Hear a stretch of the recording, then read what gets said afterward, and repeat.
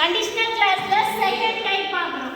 First என்ன சொன்னா simple பிரசன்ட்ல if class இருக்குது அப்படின்னா மெயின் கிளாஸ் சிம்பிள் ஃபியூச்சர்ல இருக்குன்னு சொல்லிருந்தேன்.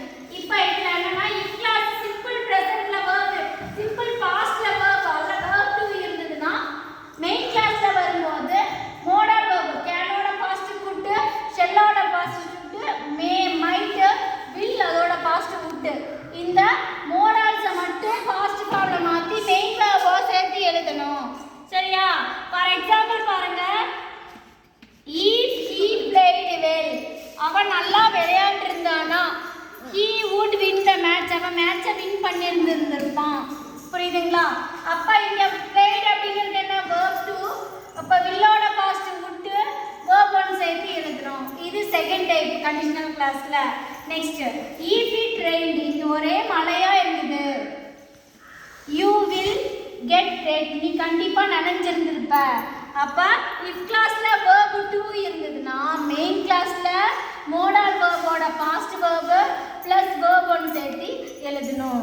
நெக்ஸ்ட் சென்டென்ஸ் பாருங்க, if she fell down fell அப்படினா என்னன்னா fall fell fallen verb 3. Okay, fell அப்படிங்கிறது verb 2.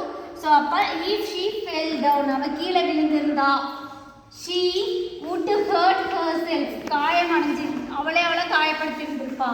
hurt அப்படிங்கிறது verb 1 will அவளோட past விட்டு herself. அப்போ இங்கே சிம்பிள் பாஸ்ட்ல இருந்ததுன்னா இங்கே மோடால் மட்டும் பாஸ்ட் ப்ளஸ் verb 1 சேர்த்து எழுதணும். கண்டிஷனல் கிளாஸ்ல செகண்ட் டைப்.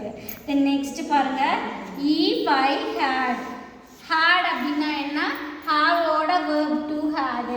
அப்போ இங்கே சிம்பிள் பாஸ்ட்ல இருக்கு. if I had a car என்கிட்ட கார் இருந்திருந்தா I could drive the whole city இந்த whole cityவே நான் என்ன பண்ணியிருப்பேன் ஓட்டியிருப்பேன் வண்டி ஓட்டியிருந்திருக்க முடியும்.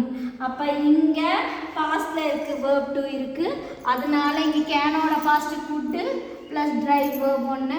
ஸோ அப்போ இங்கே சிம்பிள் ப்ரெசன்ட்ல இருந்ததுன்னா இங்கே மோடால் verb பாஸ்ட்ல எழுதிட்டு verb 1 சேர்த்து எழுதணும்.